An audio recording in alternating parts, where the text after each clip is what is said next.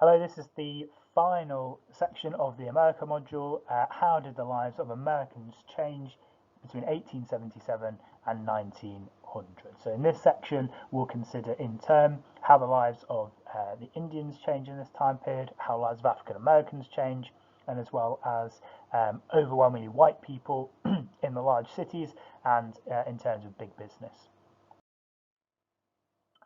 So the first group to look at is the Native Americans and how life changes for them in this final part of the 19th century.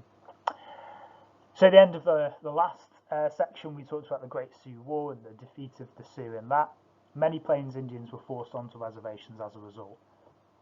The government deliberately split tribes up and kept them in really poor conditions with a lack of food and a lack of basic medical supplies.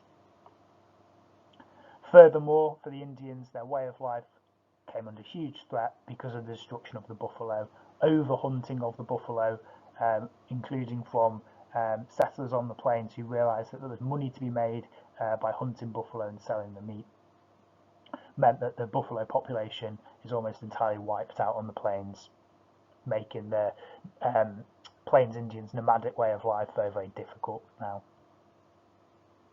The government does very, very little to intervene in any of these problems in terms of helping the Indians with the lack of food and lack of medical supplies or with the destruction of buffalo. Furthermore, government policies actually make life harder and go further to destroy the Plains Indians' way of life. Many are forced to convert to Christianity and take English names. They're offered education, but they are taught about the sort of triumph of the Americans over the Native Americans, over the Indians. They're taught that the wars that they fought against the American government were wrong and bad. They're also forced to speak English as well if they want to go to school, if they want to be employed. So in terms of the destruction of their culture, these things are really, really significant. An organisation called Friends of the Indians was set up in 1883 with ultimately good intentions to try and help the Indians, although the overwhelming plan was to essentially make the Indians like us, like white Americans, so deliberately moving them away from their culture. So the things they do though to help involve reporting corrupt agents. They also set up schools, and there's also something called the Dawes Act, which at the time people felt was a big step forward for the Indians. Passed in 1887, what it did is it gave Indian families 160 acres of land, their own bit of land, and American citizenship if they gave up their claims to their tribal lands. This massively helps speed up the decline of Plains culture because these lands are slowly given away and whittled away. So in this time period of 23 years, about 2/3 of all of the land held by the Indians is lost to the American government.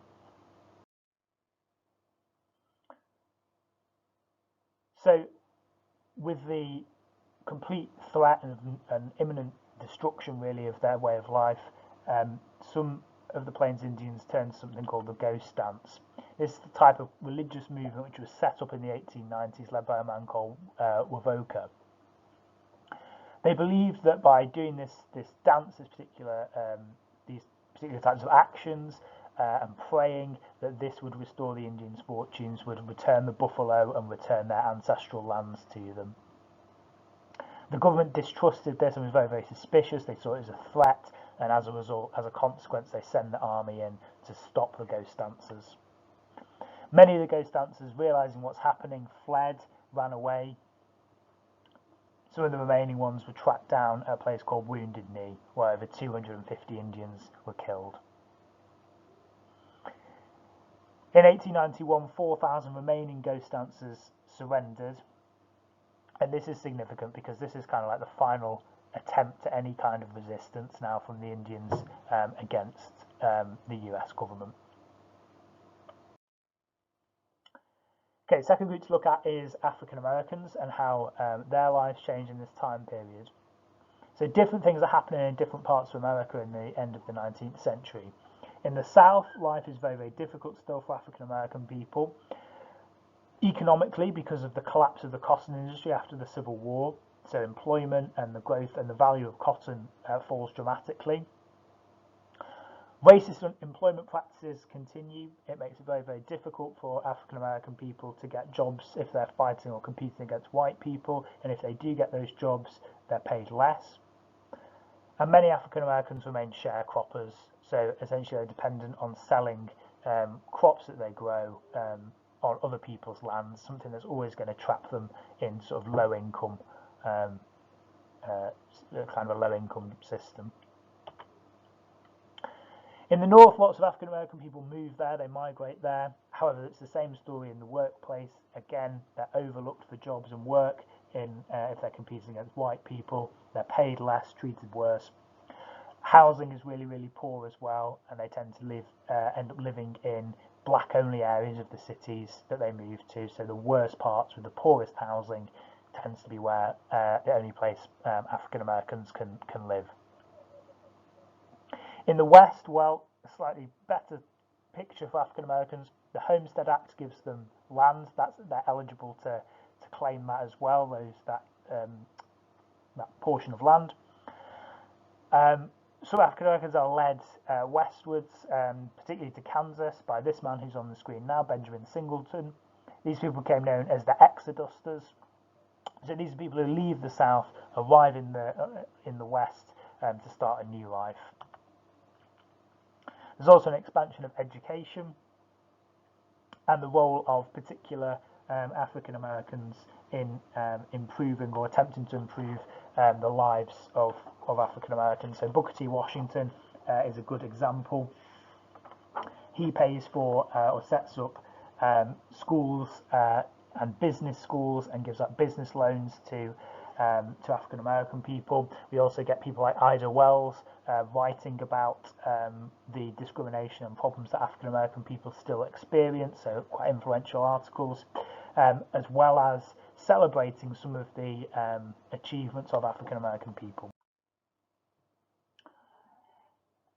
So if you look at slightly more detail on what's going on in the South, we can now call this period the sort of Jim Crow period, these lists of racist laws, of segregationist laws that are imposed by state governments in the South. It essentially breaks people into two categories of people, whites and non-whites. White people are treated obviously far, far better than non-white people. Non-white people become second-class citizens in these states. There is increased land ownership for African American people in the southern states during this time period. However, housing remains exceptionally poor. This leads to cities having sort of black-only areas, so the worst, again, like I was saying, in the north. Same thing is happening in the south. Segregation splits up every kind of public space, including things like schools. So more money is poured into schools for white children than black children. More money is given to community spaces and facilities for white people than black people. Positives are increases in things like black churches and the creation of the sense of community and mutual support in these communities, as well as more and more people succeeding in the arts and culture. So in terms of getting books and stories written and published, again, someone like Ida Wells, who I just mentioned, would be an example of that. Another big challenge, though, is in most of the southern states end up with what are called redeemer governments. Redeemer governments were people who were essentially trying to restore what the southern states were like before the Civil War. So they're focused on stripping away rights and freedoms and protections for African American people and limiting their say in how the states are run. In particular, this comes around voting rights. They bring in literacy tests before people are allowed to vote. Illiteracy is much, much higher amongst African American people than white people during this time. These governments also ignore racist violence and discrimination against African American people. To this end, we get the KKK becoming more powerful again. It had been banned in the 1870s, but it's gaining more and more members and support in the 1890s, and it's going to become even bigger as we go into the 20th century as well. Many people in positions of power and authority in the southern states are members of the KKK. So you have police officers, judges, politicians who are members of the KKK. So the whole system is rigged against African American people. Lynching also becomes much more common, unfortunately, during this time period.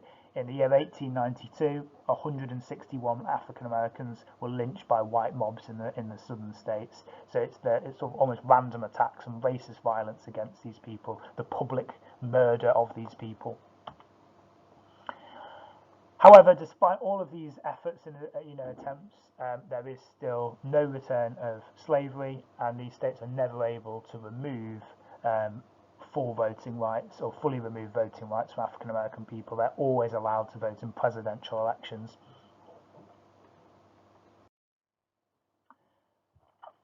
And finally, we need to look at the growth of cities and big businesses during this time period. So some of the businesses that grow dramatically in this time period are around cotton and tobacco. So these are things like cotton mills that grow. The number of those double in these final 20 years of the 19th century. It increases demand for cotton and creates new factories and new jobs. However, these are often poorly paid, low paid work, and one company, the American Tobacco Company, essentially controls the whole industry. So that allows them to kind of depress wages and conditions. Farms and ranches, we get things called bonanza farms, over 10,000 acres, massive, huge farms that buy up smaller family-run farms. People who could not afford to own their land could get employment on these farms or a ranch and then save up to buy their own. However, the bonanza farms control the best land and water. They also sometimes intimidate smaller businesses to try and force them to sell up and give them their land. And finally, we've got minerals and mining. So the growth of the railroads leads to an increased demand, especially for raw materials like coal and iron. There's a big increase in that. Again, this is mainly controlled by big corporations who become incredibly powerful. Workers do strike and try and fight back against the dangerous conditions often, or the poor pay. But often the government sends in local militias and people to kill people, kill strikers. In 1892, Steelworks is an example of 6 people being killed. Certain employees are also blacklisted, so if they're sacked from one mill, one factory, that name will be passed around, so they can't be employed anywhere else. Cities grow dramatically in this time period, however they are often overcrowded and full of disease conditions. Living conditions are really, really poor there. However, people keep arriving there for lots of different reasons. The idea of starting a new life, the promise of freedom and opportunity, better education, entertainment, and the chance to start again, start a new life, and either escape poverty or unpleasant living conditions elsewhere. And it's not just people arriving from other parts of America now. We also get mass migration from Europe during this time period, partly because it's much quicker now to travel across the Atlantic Ocean by boat. And for lots of people too, it's an escape from persecution and discrimination in their home countries and poverty as well. We get 600,000 Italian migrants arriving in America in the 1890s.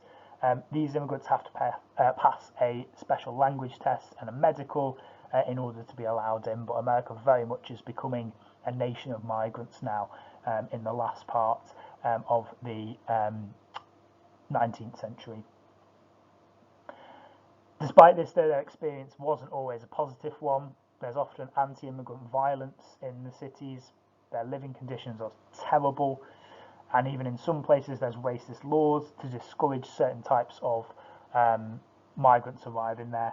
In particular, in California, for an example, Chinese workers are prevented from moving around freely, so they have to register to one particular place in California. So it's a different law compared to how white people are treat it.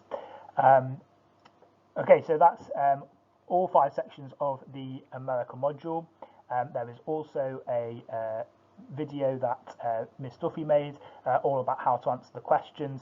The question types, remember, in America and the People's Health are the same, so you answer questions in the same way. So that video is there for you to use in terms of how to answer the questions for America as well.